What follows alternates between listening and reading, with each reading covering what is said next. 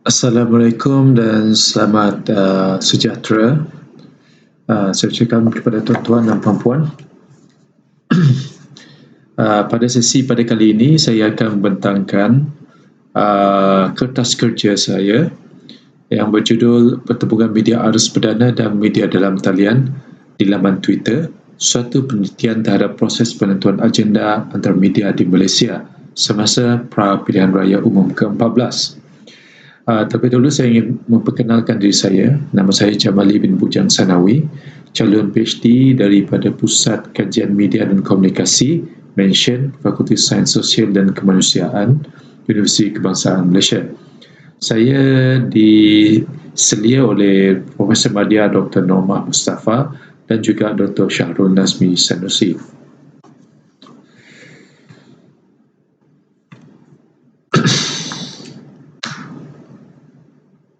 Pengenalan, dalam dunia moden, sebahagian besar daripada pengalaman kita bukanlah suatu yang kita alami sendiri, tetapi ia dimediasikan oleh suatu bentuk medium.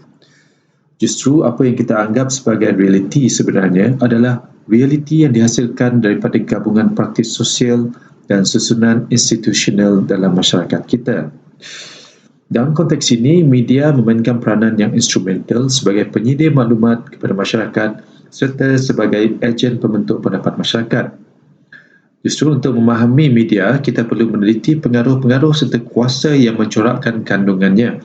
Dalam konteks ini, kuasa yang mampu mempengaruhi corak aktiviti media mungkin datang daripada pengaruh kerajaan, pengaruh pemilikan media ataupun pengaruh status media itu sendiri, misalnya media elit atau media progresif. Mutakhir ini, perubahan dalam landscape politik di Malaysia telah menimbulkan beberapa persoalan menarik. Antaranya adalah bagaimana perubahan ini memberi kesan terhadap proses penentuan agenda dalam kalangan media di negara ini. Perubahan dalam tampuk pemerintahan negara bermakna organisasi media di negara ini juga perlu mengorientasi dan mengadaptasi terhadap perubahan ini. Perubahan tampuk pemerintahan yang berlaku selepas pilihan raya umum ke-14 yang menyaksikan Parti Gabungan Pakatan Harapan ataupun PH membentuk kerajaan turut menuntut agar penelitian semula dilakukan terhadap corak penentuan agenda dalam kalangan media berita di negara ini. Dengan mengambil kira aspek seperti perubahan dalam senario politik tempatan, ajakan teoretikal dan ajakan platform media berita ini, maka kajian berkaitan dengan teori penentuan agenda dalam konteks di Malaysia wajar dikembangkan dengan mengambil kira perubahan ini. Seperti kebanyakan kajian yang dilakukan di Amerika Syarikat dan Eropah, kajian berkaitan dengan penentuan agenda media di Malaysia juga lebih menumpukan kepada komunikasi politik dalam penelitian mereka. Selain daripada itu, kebanyakan daripada pengkaji juga lebih berminat untuk meneliti bagaimana media seperti media berita tradisional, media berita dalam talian, blog dan sebagainya membentuk pendapat publik dan mempengaruhi agenda publik berkaitan kepentingan sesuatu isu semasa tempoh pilihan raya. Namun begitu, dalam kalangan media sendiri terdapat hubungan saling berorientasi yang mana liputan sesebuah media juga mampu memberikan pengaruh terhadap liputan media yang lain. Literatur teori penentuan agenda dalam konteks di Malaysia masih lagi belum meneroka aspek penentuan agenda antara media dan bagaimana ia berlaku di laman sosial dengan terperinci. Maka dalam kajian ini, saya ingin meneliti proses penentuan agenda antara media yang berlaku dalam konteks perkongsian berita melalui laman Twitter yang melibatkan dua kategori media, iaitu media arus perdana dan portal berita dalam talian untuk tempoh semasa pra-PRU ke-14. Kertas kerja ini akan membincangkan dapatan kajian melibatkan analisis kandungan artikel-artikel yang dikongsikan oleh media arus perdana dan portal berita dalam talian untuk tempoh 6 bulan pertama sebelum PRU ke-14 yang berlangsung pada 9 Mei 2018. Metodologi kajian. Kajian ini dijalankan dengan menggunakan paradigma kuantitatif sebagai landasan pemerhatian. Dalam bidang kajian sains sosial, kaedah kuantitatif adalah alat utama yang digunakan untuk membuktikan hubungan empirikal. Dalam konteks ini, seseorang pengkaji perlulah mengenal pasti pemboleh ubah yang perlu diteliti. Dalam konteks kajian ini, corak penentuan agenda media-media berita yang terlibat adalah ditakrifkan sebagai pemboleh ubah bersandar, manakala media-media berita yang terlibat seperti media arus perdana dan portal berita dalam talian ditakrifkan sebagai pemboleh ubah tidak bersandar. Dalam kajian ini, saya akan menggunakan pendekatan analisis kandungan secara kuantitatif dalam meneliti dinamika penentuan agenda antara media yang membabitkan media berita arus perdana dan portal berita dalam talian di Malaysia semasa tempoh pra-PRU 14 yang lalu.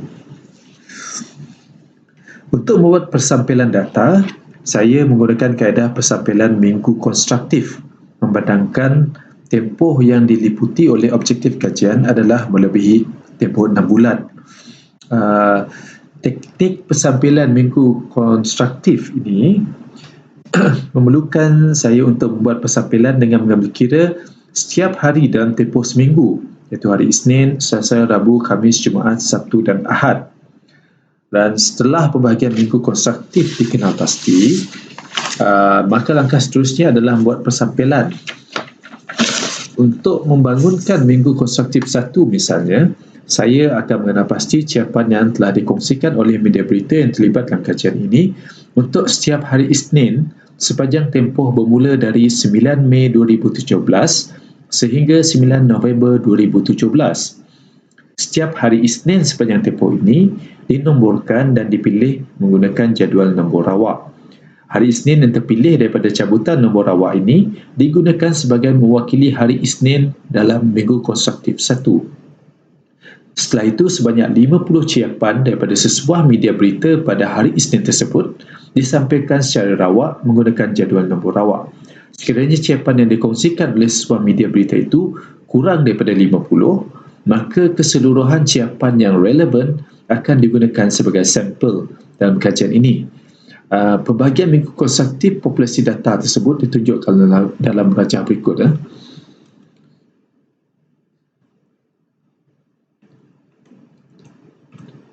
So, untuk kertas kerja ini hanya dapatan daripada minggu konstruktif 1 yang bermula daripada 9 Mei 2017 sehingga 9 November 2017 yang melibatkan organisasi media berita arus perdana yang diwakili oleh Berita Harian ataupun BH dan portal berita dalam talian yang diwakili oleh Malaysia Kini sahaja yang akan dibincangkan. Dalam kajian ini, unit analisis adalah artikel berita yang dikongsikan oleh BH dan Malaysia Kini di laman rasmi Twitter masing-masing. Secara kelazimannya, media berita sering berkongsikan artikel berita melalui pautan yang disertakan dalam hantaran ciapan mereka. Sebagai contoh, seperti berikut, amanah tolak mahfuz calon Parlimen Pokok Sena. Kemudian dia akan sertakan dengan link ke artikel penuh. Maka dalam ciapan ini, saya menggunakan pautan daripada ciapan ini untuk mendapatkan artikel penuh untuk dianalisis. Ciapan yang tidak mengandungi pautan ke artikel penuh tidak akan dipilih untuk disampilkan untuk kajian ini. Dalam kajian ini, corak hierarki isu yang ditonjolkan oleh media yang terlibat semasa tempoh setahun sebelum PRU 14 akan diteliti. Maka sistem pengklasifikasian berita dalam konteks ini adalah berdasarkan kepada tema utama dalam sesuatu artikel berita itu. Selain daripada meneliti kepentingan topik-topik yang dikongsikan oleh media berita, kajian ini juga turut melihat kepada hubungan agenda media berita yang terlibat. Untuk menjalankan analisis ini, saya akan membangunkan ranking kepentingan isu melibatkan media-media yang diteliti dan analisis korelasi bivariate Spearman Row akan dijalankan ke atas data tersebut. Dapatan kajian. Sepanjang tempoh bermula 9 Mei sehingga 9 November 2017, sebanyak 650 ciapan iaitu tweets yang mempunyai pautan berita penuh telah disampelkan daripada laman Twitter rasmi BH dan Malaysia Kini. Daripada jumlah tersebut, sebanyak 350 ciapan adalah daripada akaun Twitter rasmi BH, manakala selebihnya adalah daripada akaun Twitter rasmi Malaysia Kini. Daripada jumlah tersebut,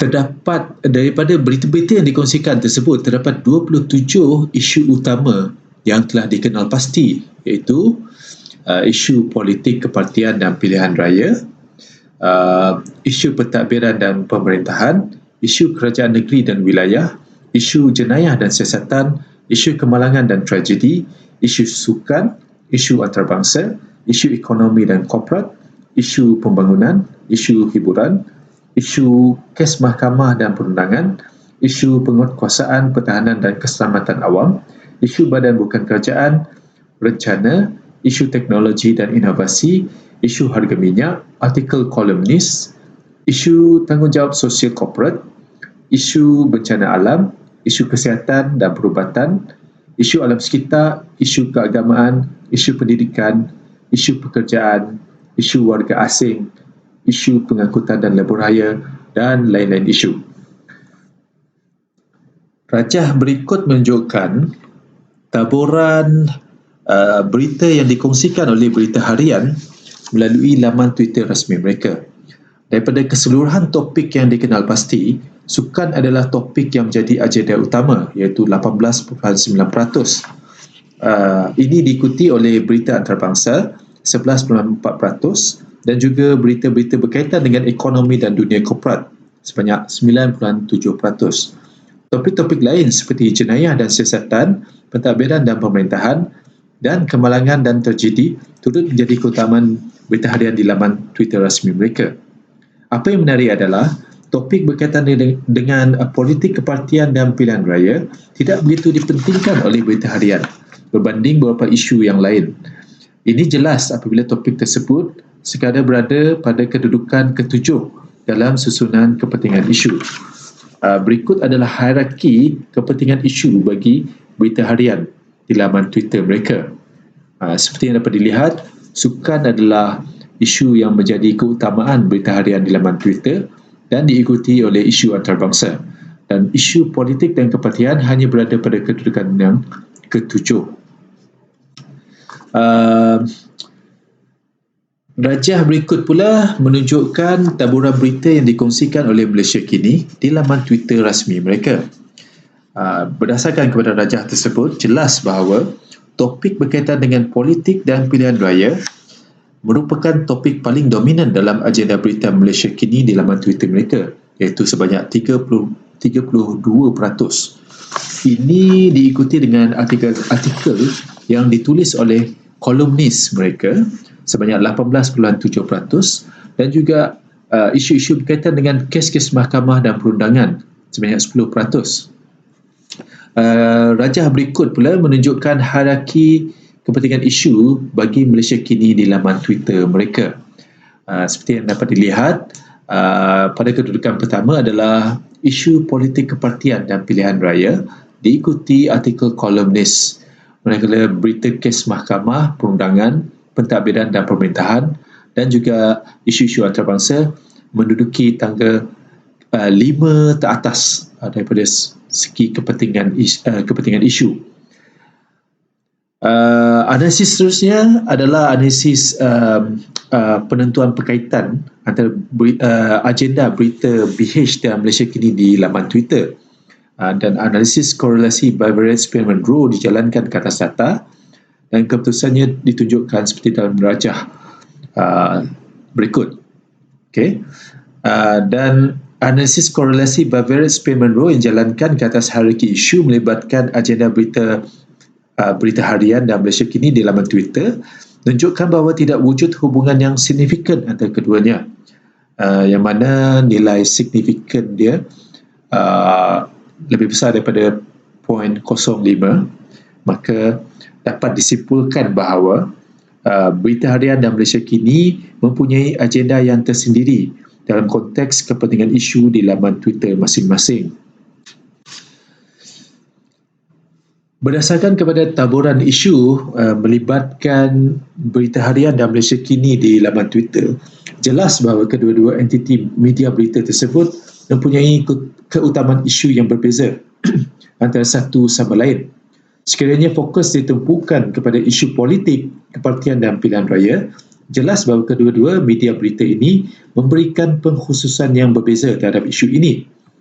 BH dilihat tidak begitu memberikan perhatian terhadap isu politik dan pilihan raya pada separuh pertama setahun sebelum PRU 14. Ini mungkin disebabkan tempoh 6 bulan pertama dianggap masih terlalu awal untuk mengangkat isu politik, dan berita harian lebih menumpukan kepada isu-isu yang agak santai seperti sukan dan hiburan sebagai antara kandungan utama untuk dikongsikan di laman Twitter.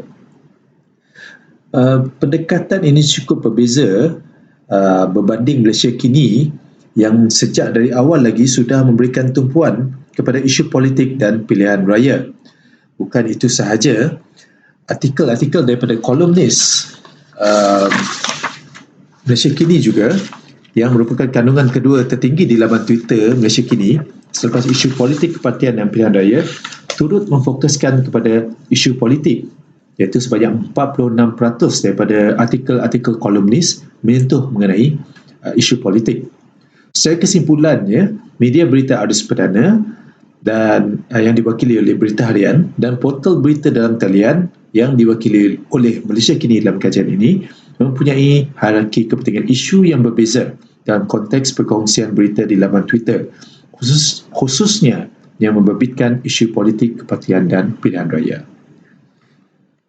Sekian, terima kasih.